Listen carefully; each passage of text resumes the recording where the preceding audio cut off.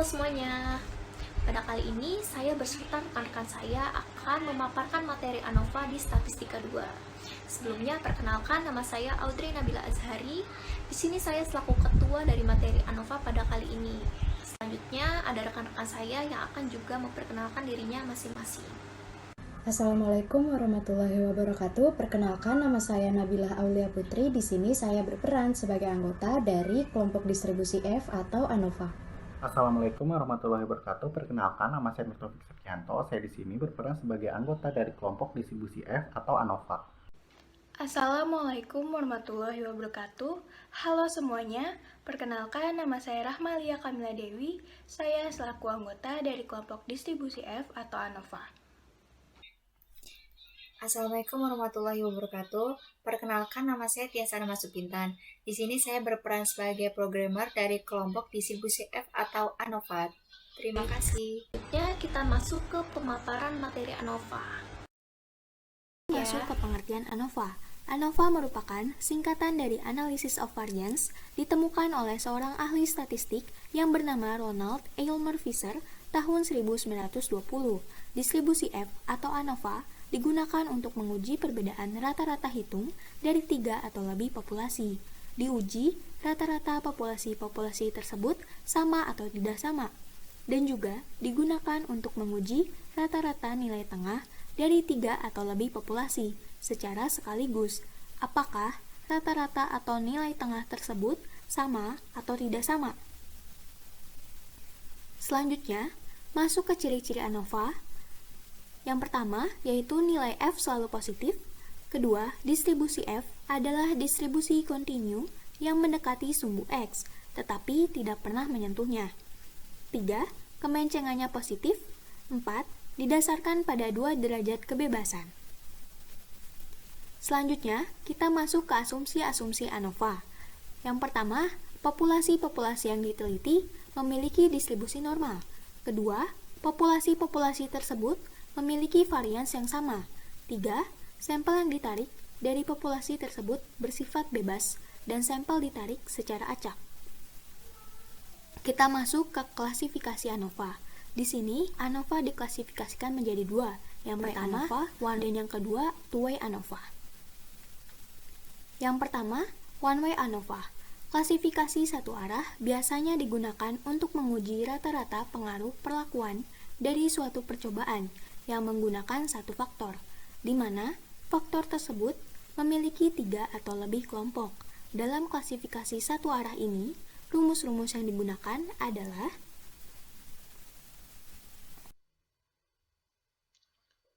Nah, selanjutnya di sini ada ukuran data sama, di mana dalam ukuran data sama itu memiliki 3 rumus, yaitu ada JKT, JKK, dan JKG. Nah, untuk rumusnya itu sendiri, untuk JKT itu sama dengan sigma I hingga K untuk setiap sigma J sama dengan 1 hingga X kuadrat dikalikan dengan IJ dikurangi dengan T kuadrat per N dikalikan dengan K.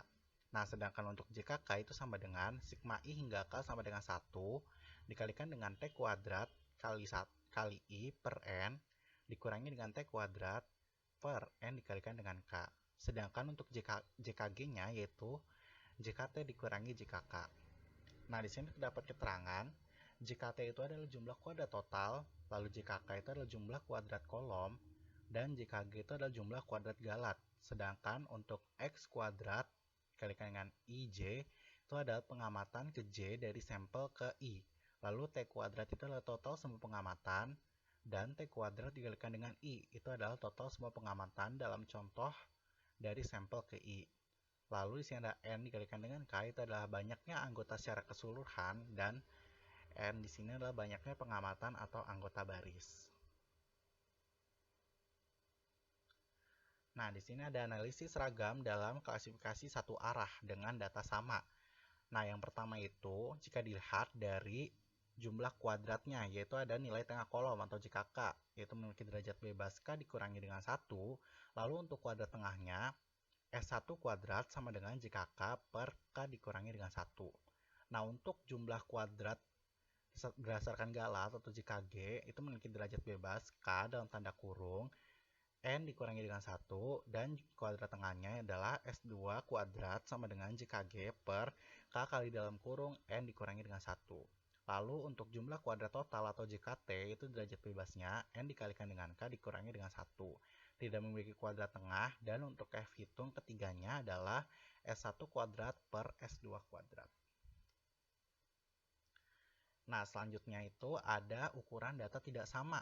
Nah, sebelumnya bedanya untuk data sama dengan data tidak sama, yaitu untuk data sama itu artinya semua data terpenuhi, sedangkan data tidak sama itu artinya ada beberapa data yang tidak terpenuhi karena ada hari di mana kita tidak melakukan pengamatan serta ada pengamatan yang salah. Nah, untuk ukuran data tidak sama itu sama memiliki 3 rumus, yaitu yang pertama ada JKT. JKT sama dengan sigma I hingga K sama dengan 1 hingga hikma J hingga N sama dengan 1 dikalikan dengan X kuadrat dikalikan dengan IJ dikurangi dengan T kuadrat per N besar. Lalu selanjutnya ada JKG, sigma I hingga K sama dengan J dikalikan dengan T kuadrat dikali dengan I per N dikurangi dengan T kuadrat per N besar. Lalu ada JKG, JKG itu sama dengan JKT dikurangi dengan JKK. Nah, di sini ada keterangan JKT itu adalah jumlah kuadrat total, JKK itu adalah jumlah kuadrat kolom, JKG itu adalah jumlah kuadrat galat, X kuadrat dikalikan dengan IJ itu adalah pengamatan ke J dari sampel ke I. Lalu T kuadrat di sini adalah total semua pengamatan, lalu T kuadrat dikalikan dengan I itu adalah total semua pengamatan dalam contoh dari sampel ke I. Lalu N besar di sini adalah banyaknya anggota secara keseluruhan, dan N kecil itu artinya adalah banyaknya pengamatan atau anggota baris. Nah, di sini ada analisis ragam dalam klasifikasi satu arah dengan data tidak sama. Nah, jika dilihat dari jumlah kuadratnya itu ada nilai tengah kolom atau JKK. Itu memiliki derajat bebas K dikurangi dengan 1, lalu kuadrat tengahnya S1 kuadrat sama dengan JKK per K dikurangi dengan 1.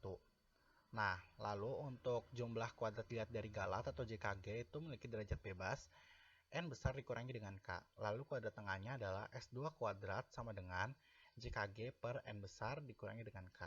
Lalu untuk jumlah kuadrat total atau JKT itu memiliki derajat bebas N besar dikurangi dengan 1 dan tidak memiliki kuadrat tengah. Sedangkan untuk F hitung untuk ketiganya adalah S1 kuadrat per S2 kuadrat. Selanjutnya, yang kedua yaitu two-way ANOVA. Klasifikasi dua arah adalah klasifikasi pengamatan yang didasarkan pada dua kriteria, seperti varietas dan jenis pupuk.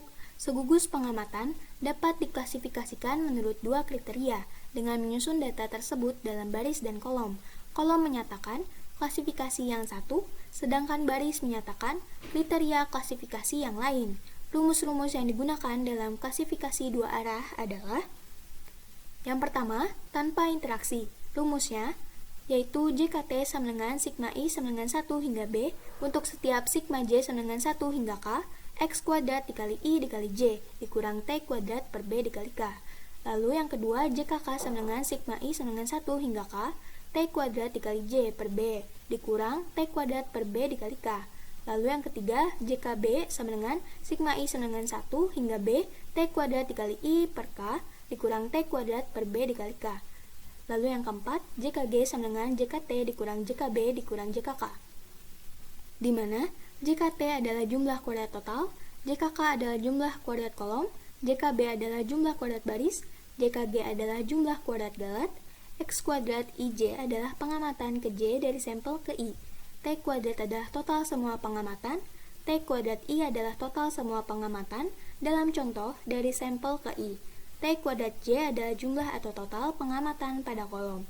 K adalah jumlah kolom, B adalah jumlah baris, BK adalah jumlah kolom dan baris. Selanjutnya, kita masuk ke analisis ragam dalam klasifikasi dua arah tanpa interaksi.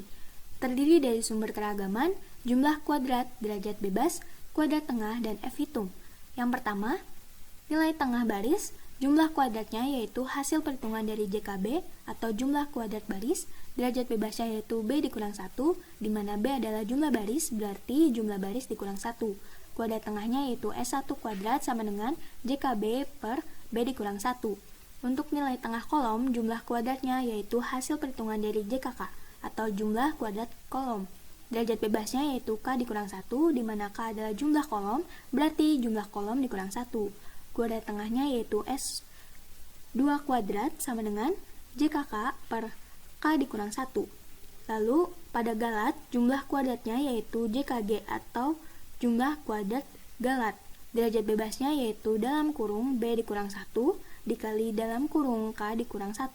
Lalu, kuadrat tengahnya yaitu S3 kuadrat sama dengan JKG per dalam kurung B dikurang 1 dikali dalam kurung K dikurang 1.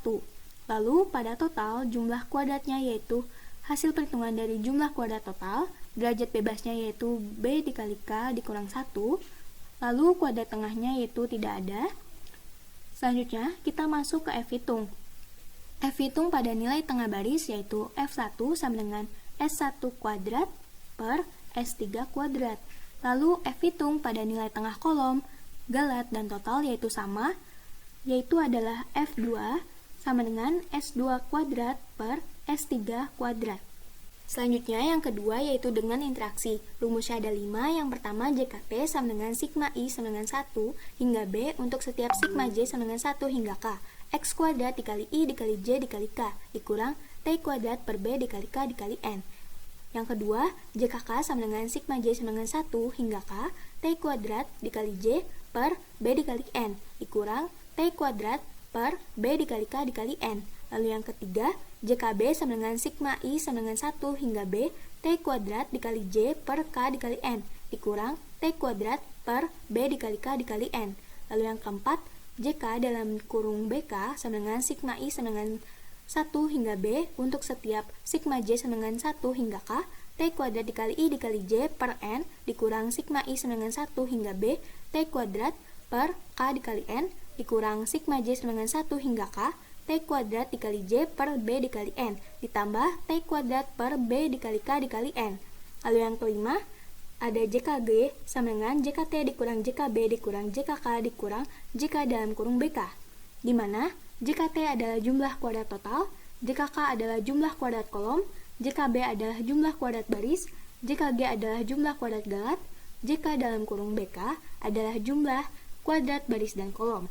X kuadrat IJK adalah pengamatan ke J dan K dari sampel ke I.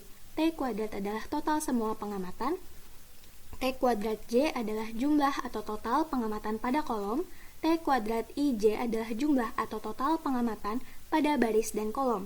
K adalah jumlah kolom, B adalah jumlah baris, N adalah banyaknya pengamatan atau anggota baris, BN adalah jumlah baris dan banyaknya pengamatan, KN adalah jumlah kolom dan banyaknya pengamatan, BKN adalah jumlah baris, kolom, dan banyaknya pengamatan. Kali ini kita akan membahas mengenai analisis ragam dalam klasifikasi dua arah dengan interaksi. Di sini terdapat beberapa sumber keragaman, jumlah kuadrat, derajat bebas, kuadrat tengah, dan F hitung. Sumber keragaman yang pertama yaitu nilai tengah baris. Untuk jumlah kuadratnya yaitu JKB atau jumlah kuadrat baris. Untuk derajat bebasnya yaitu B dikurang 1. Untuk kuadrat tengah yaitu S1 kuadrat sama dengan JKB dibagi dengan B dikurang 1. Lalu untuk F hitungnya yaitu F1 sama dengan S1 kuadrat dibagi dengan S4 kuadrat. Lalu untuk sumber keragaman nilai tengah kolom, jumlah kuadratnya yaitu JKK atau jumlah kuadrat kolom. Lalu untuk derajat bebasnya yaitu K dikurang 1. Lalu untuk kuadrat tengahnya yaitu S2 kuadrat sama dengan JKK dibagi K dikurang 1. Lalu untuk F hitung sama dengan F2 sama dengan S2 kuadrat dibagi S4 kuadrat. Lalu untuk sumber keragaman interaksi jumlah kuadratnya JK dikali BK. Untuk derajat bebasnya yaitu B dikurang 1 dikali K dikurang 1. Lalu untuk kuadrat tengahnya yaitu S3 kuadrat sama dengan JK dikali BK dibagi B dikurang 1 dikali K dikurang 1. Lalu untuk F hitungnya, yaitu F3 sama dengan S3 kuadrat dibagi S4 kuadrat.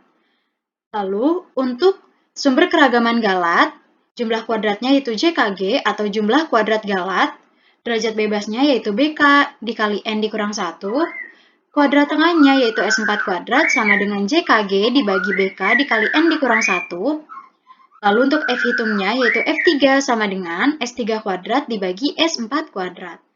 Lalu untuk sumber keragaman total, jumlah kuadratnya yaitu JKT atau jumlah kuadrat total. Untuk derajat bebasnya yaitu BKN dikurang 1. Nah, berikut merupakan langkah-langkah pengujian hipotesis.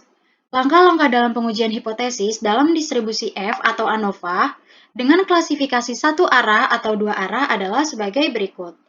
Yang pertama, tentukan H0 dan H1-nya, di mana H0 berbunyi rata-rata ke N sampel sama atau identik, lalu H1-nya berbunyi rata-rata ke N sampel tidak sama atau tidak identik. Lalu langkah yang kedua yaitu tentukan tingkat signifikan atau alfanya. Lalu yang ketiga, tentukan derajat bebas atau dB. Yang pertama, untuk klasifikasi satu arah data sama, V1 sama dengan K dikurang 1, V2 sama dengan K dikali N dikurang 1. Lalu untuk klasifikasi satu arah data tidak sama, rumusnya ialah V1 sama dengan K dikurang 1, lalu V2 sama dengan N besar dikurang K. Lalu yang ketiga, untuk klasifikasi dua arah tanpa interaksi. Untuk V1 baris sama dengan B dikurang 1, untuk V2 kolom sama dengan K dikurang 1, sehingga V2 sama dengan K dikurang 1 dikali B dikurang 1. Lalu untuk yang keempat, yaitu klasifikasi dua arah dengan interaksi. Untuk V1 baris sama dengan B dikurang 1, untuk V1 kolom sama dengan K dikurang 1, untuk V2 kolom sama dengan BK dikali N dikurang 1, untuk V1 interaksi sama dengan K dikurang 1 dikali B dikurang 1, dengan keterangan K merupakan kolom dan B merupakan baris. Lalu untuk langkah keempat, tentukan wilayah kritis atau F tabelnya, di mana F lebih besar dari alfa, V1, V2.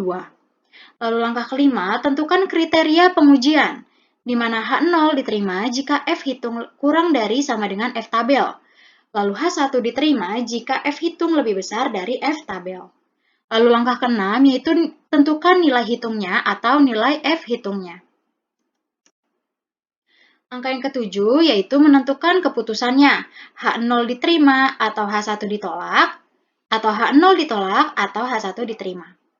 Lalu kita substitusikan nilai F tabelnya. Untuk langkah ke-8 yaitu menentukan kesimpulan, yaitu berupa pernyataan hipotesis yang diterima. Kita langsung saja ke contoh kasus untuk satu arah data sama. Fruity House merupakan toko yang menjual berbagai jenis buah. Toko tersebut ingin mengetahui rata-rata tingkat keuntungan penjualan berbagai jenis buah yang dijualnya, seperti alpukat, pir, durian, melon, apel, dan markisa. Maka dilakukan pengamatan, berikut data yang disajikan. Untuk kolom alpukat, total data yaitu sebanyak 78. Untuk kolom pir, total data sebanyak 80. Untuk kolom durian, total data sebanyak 82. Untuk melon, total data sebanyak 82. Untuk apel, total data sebanyak 78. Dan untuk kolom markisa, total data sebanyak 80. Sehingga total keseluruhan data sebanyak 480. Dengan taraf nyata 5%, ujilah apakah ada perbedaan yang signifikan pada rata-rata tingkat keuntungan ke-6 varietas buah. Kita lanjut ke penyelesaian. Untuk langkah pertama, kita tentukan H0 dan H1-nya terlebih dahulu. Dengan H0 berbunyi, rata-rata tingkat keuntungan ke-6 varietas buah sama. Dan H1 berbunyi, rata-rata tingkat keuntungan ke-6 varietas buah tidak sama. Lalu langkah kedua, kita tentukan taraf nyatanya yaitu sebesar 5% atau alfa sama dengan 0,05. Untuk langkah ketiga yaitu mencari derajat bebas. Dengan rumus V1 sama dengan K dikurang 1 sama dengan banyaknya kolom sebesar 6 dikurang 1 hasilnya 5. Lalu derajat bebas yang kedua atau V2 sama dengan K dikali N dikurang 1 sama dengan kolomnya sebanyak 6 dikali N-nya yaitu banyaknya baris sebesar 5 dikurang 1. Hasilnya V2 sama dengan 24.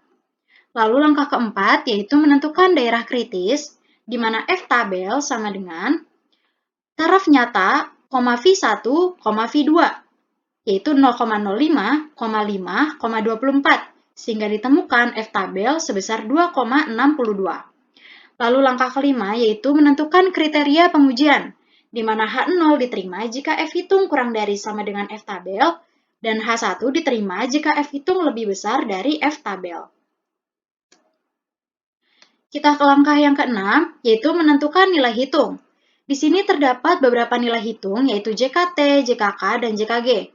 Untuk menentukan JKT, kita gunakan banyaknya data, masing-masing data kita kuadratkan, lalu kita jumlahkan, lalu kita kurangkan dengan total keseluruhan data, kita kuadratkan, dibagi dengan banyaknya data, yaitu sebanyak 30. Sehingga menghasilkan 8.368 dikurang 7.680.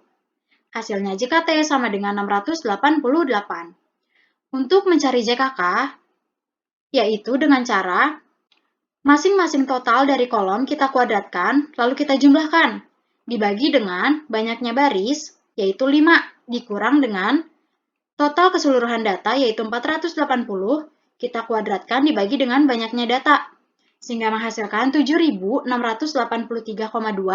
dikurang 7.680. Hasilnya JKK sama dengan 3,2. Lalu untuk mencari JKG, menggunakan rumus JKT dikurang dengan JKK, yaitu 688 dikurang 3,2, hasilnya 684,8. Langkah selanjutnya kita mencari F hitung. Kita gunakan tabel seperti berikut. Kita substitusikan jumlah kuadrat kolomnya yaitu 3,2, jumlah kuadrat galat atau JKG-nya yaitu 684,8, lalu jumlah kuadrat totalnya atau JKT-nya sebesar 688. Lalu untuk derajat bebas yang pertama yaitu 5, lalu derajat bebas yang kedua yaitu 24, sehingga di total sebesar 29. Untuk mencari kuadrat tengah yang pertama, kita gunakan rumus jumlah kuadrat kolom dibagi dengan derajat bebas yang pertama, sehingga menghasilkan 0,64. Lalu untuk kuadrat tengah yang kedua, kita gunakan rumus jumlah kuadrat galat dibagi dengan derajat bebas yang kedua, sehingga dihasilkan 28,53. Untuk mencari F hitung, kita gunakan rumus kuadrat tengah yang pertama dibagi dengan kuadrat tengah yang kedua, sehingga hasilnya F hitung sebesar 0,0224. Langkah selanjutnya, kita tentukan keputusan, yaitu H0 diterima, H1 ditolak. Mengapa demikian? Karena nilai F hitung kurang dari F tabel. Sehingga keputusannya yaitu H0 diterima dan H1 ditolak. Kita substitusikan nilai F hitungnya, lalu kita substitusikan nilai F tabelnya. Lalu langkah selanjutnya yaitu menentukan kesimpulan. Jadi, rata-rata tingkat keuntungan ke-6 varietas. Nah, selanjutnya di sini kita masuk ke dalam contoh kasus satu arah data tidak sama. Nah, untuk membedakan contoh kasus data arah sama atau tidak samanya itu bisa dilihat dari datanya. Jika data sama, itu datanya komplit atau tidak bolong-bolong. Nah, untuk data tidak sama di sini itu datanya tidak komplit atau ada bolong-bolongnya. Nah, kita masuk contoh kasus yang kedua. Cake Frankie adalah toko makanan yang menjual aneka kue tradisional. Toko tersebut ingin mengetahui rata-rata tingkat kecocokan makanan pada berbagai jenis kue seperti klepon, onde-onde, putu, dodol, cucur, lupis, dan serabi. Berikut data yang diperoleh. Nah, di sini ada klepon, datanya adalah 22, 25, 0, 13, 10, dan 12 dengan total data adalah 82. Lalu untuk onde-onde datanya ada 21, 0, 15, 0, 15, 25 dengan total yaitu 76. Sedangkan putu datanya adalah 23, 10, 12, 0, 10, 15 dengan total adalah 70. Lalu ada dodol, datanya adalah 22, 13, 0, 20, 12, 0 dengan total yaitu sebesar 67. Lalu ada kue cucur, yaitu ada datanya ada 25, 0, 20, 15, 0, 12 dengan total yaitu 72. Lalu ada lupis, datanya adalah 0, 22, 21, 0, 20, 23 dengan total sebesar 77.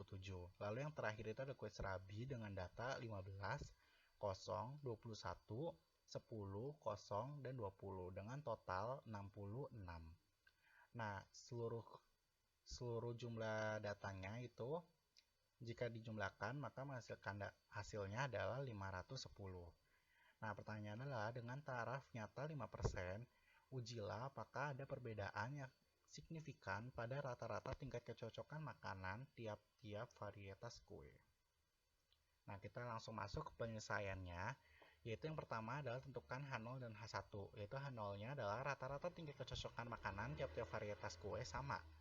Lalu untuk H1-nya adalah rata-rata tingkat kecocokan makanan tiap-tiap varietas kue tidak sama.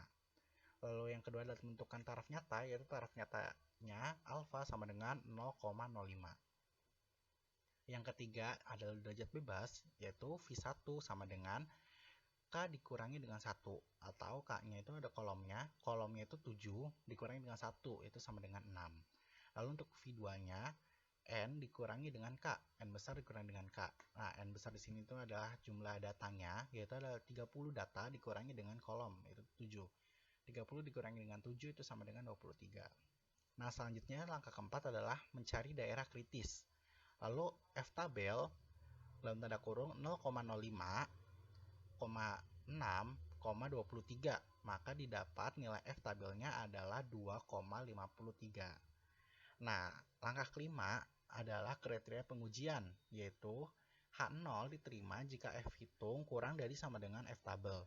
Lalu H1 diterima jika F hitung lebih dari F tabel. Nah, langkah ke-6 itu kita masuk ke nilai hitung. Nah, yang pertama itu kita mencari nilai dari JKT. Nah, untuk JKT di sini cara menghitungnya adalah kita tuliskan semua data yang ada kita dapatkan. Nah, selanjutnya kita kuadratkan. Nah, di sini ada 22 kuadrat ditambah 25 kuadrat ditambah 13 kuadrat ditambah 10 kuadrat sampai dengan 20 kuadrat. Nah, jadi semua datanya dikuadratkan lalu dikurangi dengan 510 kuadrat per 30. Nah, 510 di sini adalah jumlah dari keseluruhan datanya ya. Jadi jumlah keseluruhan datanya kita kuadratkan lalu dibagi dengan banyaknya data, yaitu banyaknya data adalah sebanyak 30. Maka hasilnya adalah 9.450 dikurangi dengan 8.670. Hasil akhir dari JKT sama dengan 780. Selanjutnya untuk JKK.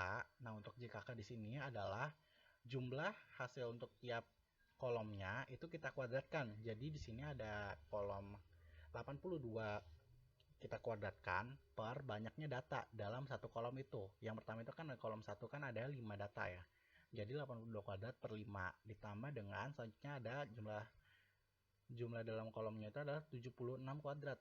76 kita kuadratkan jadi 76 kuadrat per 4. 4 di sini ada banyaknya data dalam kolom kedua. Begitupun selanjutnya sampai dengan kolom ke 7 yaitu 66 kuadrat per 4. Lalu dikurangi dengan sama yaitu banyaknya seluruh data dikuadratkan dengan banyaknya data yaitu 510 kuadrat per 30. Maka didapat hasil adalah 8.758,3 dikurangi dengan 8.670. Hasil dari JKK adalah 88,3. Nah, untuk JKG di sini yaitu JKT dikurangi dengan JKK. Jadi 780 dikurangi dengan 88,3.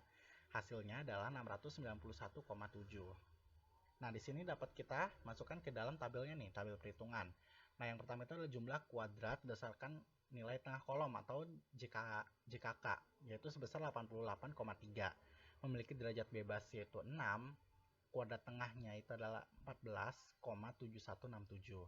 Nah, untuk galat, jumlah kuadrat berdasarkan galat yaitu sebesar 691,7, derajat bebasnya itu adalah 23. Dan kuadrat tengahnya itu adalah 30,0739. Nah, untuk kuadrat tengah di sini jadi jumlah kuadrat dibagi dengan derajat bebas. Jadi untuk JKK di sini adalah 88,3 dibagi 6, maka dapatkan hasil adalah 14,7167. Itu kuadrat tengahnya. Begitupun juga untuk JKG atau galatnya yaitu 691,7 dibagi dengan 23, maka didapat kuadrat tengah adalah 30,0739. Nah, untuk jumlah kuadrat total yaitu didapat 780 dengan derajat bebas 6 ditambah 23, yaitu hasilnya adalah 29. Nah, untuk mencari F hitung di sini, jadi kuadrat tengah dari JKK dibagi dengan kuadrat tengah dari JKG, atau 14,7167 dibagi dengan 30,0739. Maka nilai F hitungnya adalah 0,4893.